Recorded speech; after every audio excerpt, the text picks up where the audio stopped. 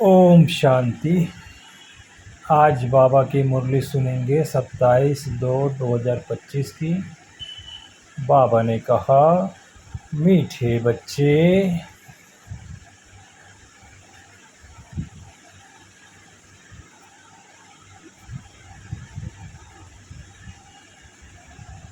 बाबा ने कहा, मीठे बच्चे, सत का संग ज्ञान मार्ग में ही होता है। अभी तुम सत बाप के संग में बैठे हो।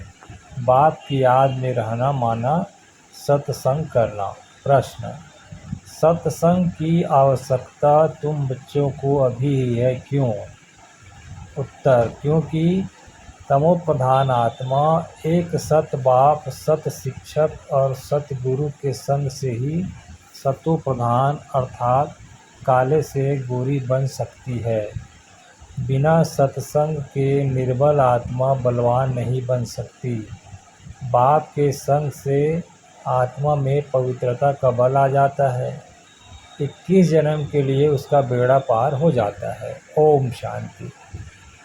बच्चे सत्संग में बैठे हो। इस सत के संग में कल्प कल्प संगम पर ही बच्चे बैठते हैं।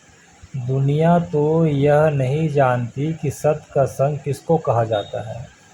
सत्संग माना यह अविनाशी चला आता है। भक्ति मार्ग में भी कहते हैं, हम फलाने सत्संग में जाते हैं।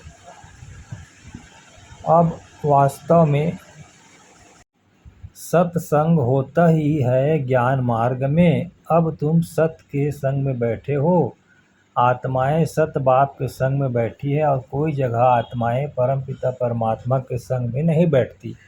बाप को जानते नहीं, भल कहते हैं हम सत्संग में जाते हैं, परंतु वह देह अभिमान में आ जाते हैं। तुम देह अभिमान में नहीं आएंगे। तुम समझते हो हम आत्मा हैं, सत बाप के संग बैठे हैं और कोई भी मनुष्य सत के संग में बैठ नहीं सकता। सत का संग यह नाम भी अभी है। सत का संग इसका यथार्थ रीति अर्थ बाप बैठ समझाते हैं। तुम आत्माएं अब परमात्मा बाप जो सत्य है उनके साथ बैठी हो। वह सत बाप, सत शिक्षक, सत गुरु है। तो गोया तुम सत्संग में बैठे हो। फिर भल यहाँ वह घर में बैठे हो, परंतु अपने को आत्मा समझ याद बाप को करते हो। हम आत्मा अब सत बाप को याद कर रहे हैं, अर्थात सत के संग में हैं। बाप मधुबन में बैठे हैं। बाप को याद करने की युक्तियां भी अनेक प्रकार की मिलती है। याद से विकर विनाश होते हैं, यह भी बच्चे जानते हैं। हम 16 कला संपूर्ण बनते हैं, फिर उतरते उतरते कला कम होती जाती है। भक्ति भी पहले अव्यय विचारी है, फिर गिरते गिरते वैभव विचारी भक्ति होने से तमो प्रधान बन जाते हैं। फिर उनको सत का संग जरूर चाहिए, नहीं तो पवित्र कैसे बने। तो अब तुम आत्माओं को सत बाप का संग मिला है। आत्मा जानती है हमको बाबा को याद करना है, उनका ही संग है, याद को भी संग कहेंगे। यह है सत का संग। यह देह होते हुए तुम आत्मा मुझे याद करो, यह है सत का संग। जैसे कहते हैं ना, इनको बड़े आदमी का संग लगा हुआ है, इसलिए देह अभिमानी बन पड़ा है। अभी तुम्हारा संग हुआ है सत बाप के साथ, जिससे तुम तमो प्रधान से सतो प्रधान बन जाते हो। बाप कहते हैं मैं एक ही बार आता हूँ। अभी आत्मा का परमात्मा से संग होने से तुम 21 जन्म के लिए पार हो जाते हो। फिर तुमको संग लगता है देह का, यह भी ड्रामा बना हुआ है। बाप कहते हैं मेरे साथ तुम बच्चों का संग होने से तुम सतो प्रधान बन जाते हो, जिसको गोल्डन एज कहा जाता है। साधु संत आदि तो समझते हैं आत्मा निर्लेप है, सभी परमात्मा ही परमात्मा है, तो इसका मतलब परमात्मा में खाद पड़ी है। परमात्मा में तो खाद पड़ नहीं सकती। बाप कहते हैं क्या तुम परमात्मा में खाद, क्या मुझ परमात्मा में खाद पड़ती है? नहीं, मैं तो सदैव परम धाम में रहता हूँ, क्योंकि मुझे तो जन्म मरण में आना नहीं है। यह तुम बच्चे जानते हो। तुम्हारे में भी कोई का संग जास्ती है, कोई का कम है। कोई तो अच्छी रीति पुरुषार्थ कर योग में रहते हैं। जितना समय आत्मा बाप का संग करेगी उतना फायदा है। विकार विनाश होंगे। बाप कहते हैं, हे आत्माएं, मुझ बाप को याद करो, मेरा संग करो। मुझे यह शरीर का आधार तो लेना पड़ता है, नहीं तो परमात्मा बोले कैसे, आत्मा सुने कैसे। अभी तुम बच्चों का संग है सत के साथ, सत बाप को निरंतर याद करना है, आत्मा को सत का संग करना है। आत्मा भी वंडरफुल है, परमात्मा भी वंडरफुल है, दुनिया भी वंडरफुल है। यह दुनिया कैसे चक्र लगाती है, वंडर है। तुम सारे ड्रामा में ऑलराउंडर पार्ट बजाते हो, तुम्हारी आत्मा में 84 जन्मों का पार्ट मुदा हुआ है, वंडर है। सतयुगी आत्माएं और आजकल की आत्माएं, उसमें भी तुम्हारी आत्मा सबसे जास्ती ऑलराउंडर है। नाटक में कोई का शुरू से पार्ट होता है, कोई का बीच से, कोई का पिछाड़ी में पार्ट होता है, वह है सब हद के ड्रामा। वह भी अभी निकले हैं। अब साइंस का इतना जोर है, सतयुग में कितना उनका बल रहेगा, नई दुनिया कितना जल्दी बनती होगी। वहाँ पवित्रता का बल मुख्य अभी है निर्बल, वहाँ है बलवान। यह लक्ष्मी नारायण बलवान हैं, अभी रावण ने बल छीन लिया, फिर तुम उस रावण पर जीत पाकर कितना बलवान बनते हो। जितना सत का संग करेंगे, अर्थात आत्मा जितना सत बाप को याद करेगी, उतना बलवान बनती है। पढ़ाई में भी बल तो मिलता है ना, तुमको भी बल मिलता है। सारे विश्व पर तुम हुक्म चलाते हो। आत्मा का संग सत के साथ योग संगम पर ही होता है। बाप कहते हैं, आत्मा को मेरा संग मिलने से आत्मा बहुत बलवान बन जाती है। बाप वर्ल्ड ऑलमाइटी अथॉरिटी है ना, उन द्वारा बल मिलता है। इसमें सब वेदों शास्त्रों के आदि मध्य अंत का ज्ञान आ जाता है। जैसे बाप ऑलमाइटी हैं, तुम भी ऑलमाइटी बनते हो। विश्व पर तुम राज्य करते हो, तुमसे कोई छीन नहीं सकता। तुमको मेरे द्वारा कितना बल मिलता है, इनको भी बल मिलता है। जितना बाप को याद करेंगे उतना बल मिलेगा। बाप और कोई तकलीफ नहीं देते, सिर्फ याद करना है बस। 84 जन्मों का चक्र अब पूरा हुआ, अब वापस जाना है। यह समझना कोई बड़ी बात नहीं है। जास्ती रेजगारी में जाने की तो दरकार नहीं, बीज को जानने से समझ जाते हैं। इनसे यह सारा झाड़ ऐसे निकलता है, नट सेल में बुद्धि में आ जाता है।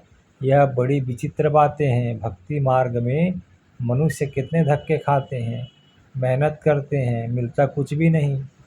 फिर भी बाप आकर तुमको विश्व का मालिक बनाते हैं।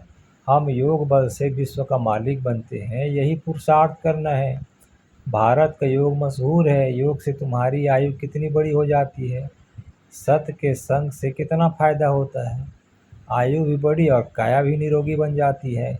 यह सब बातें तुम बच्चों की बुद्धि में बिठाई जाती है, और कोई कभी सत्य के साथ संग नहीं है सिवाय तुम ब्राह्मणों के।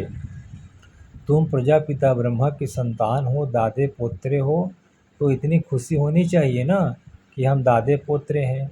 वर्षा भी दादे से मिलता है। यही याद की यात्रा है, बुद्धि में यही सिमरण रहना चाहिए। उन सत्संगों में तो एक जगह जाकर बैठते हैं, यहाँ वह बात नहीं।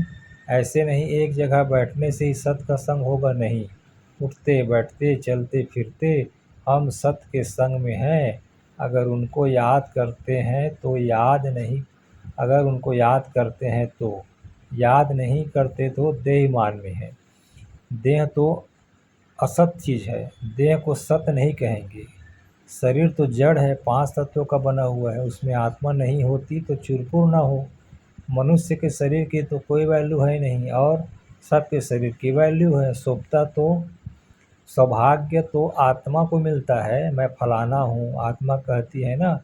बाप कहते हैं, आत्मा कैसी हो गई है, अंडे कक्ष मच्छ सब खा जाती है। हर एक भस्मासुर है, अपने को आप ही भस्म करते हैं।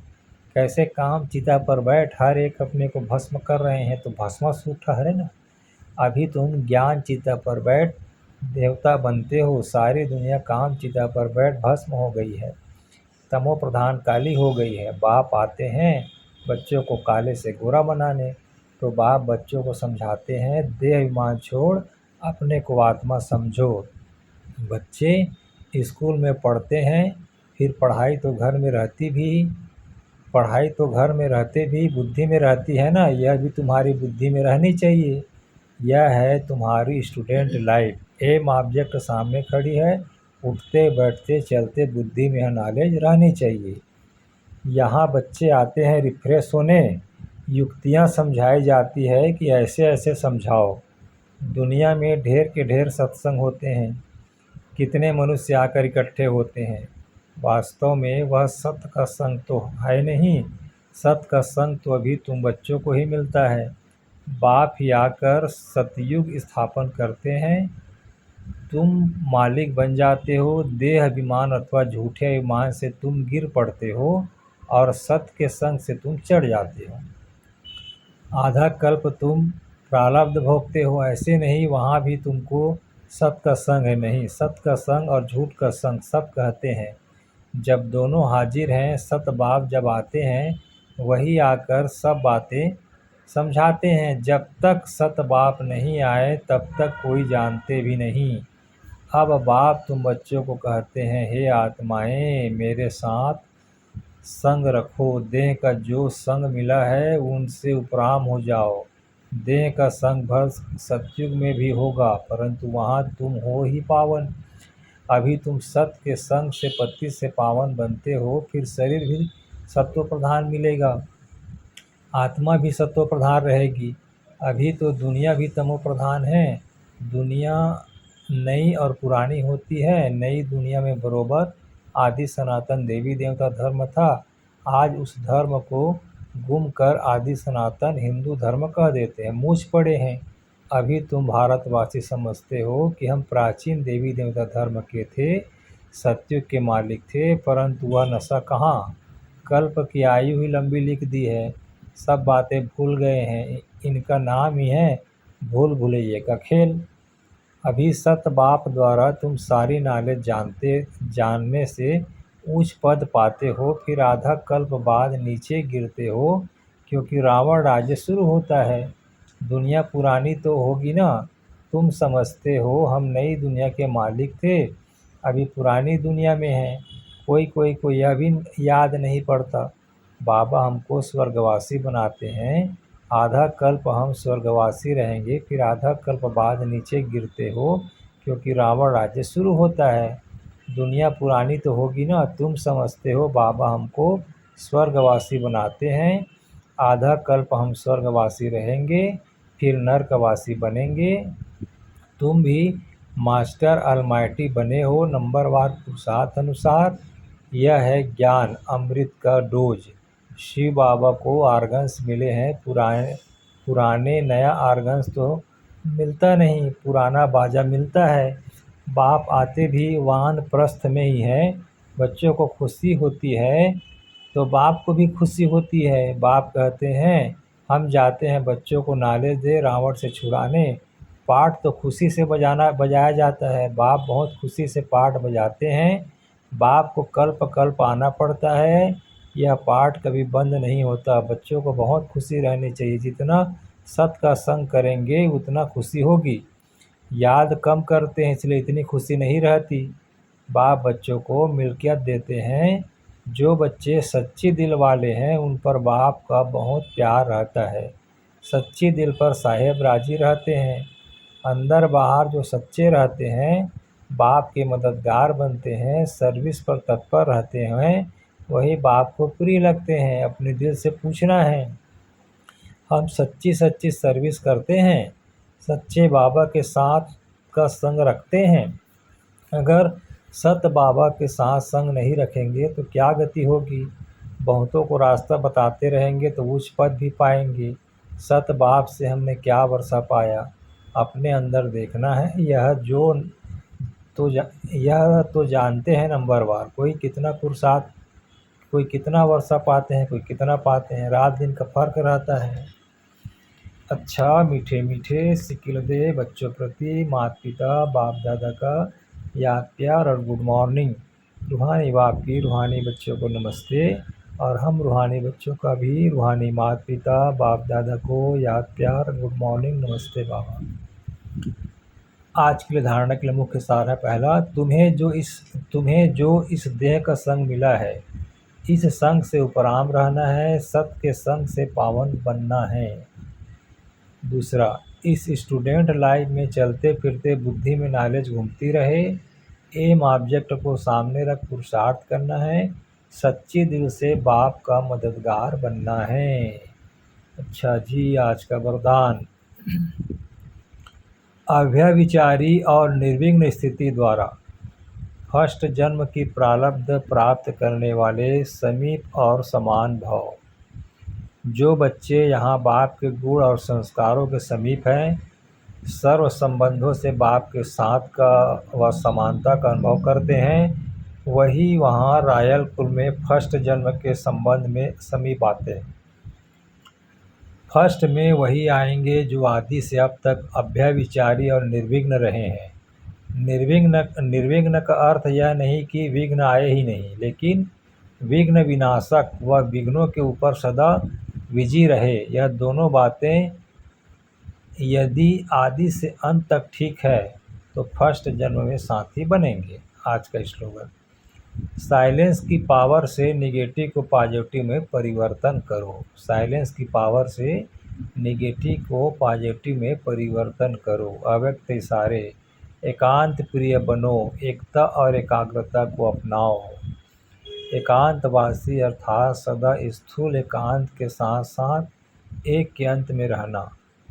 एकाग्रता की शक्ति से किसी भी आत्मा का मैसेज उस आत्मा तक पहुंचा सकते हो, किसी भी आत्मा का आह्वान कर सकते हो, किसी भी आत्मा की आवाज़ को कैच कर सकते हो, किसी भी आत्मा को दूर बैठे सहयोग दे सकते हो। ओम शांति।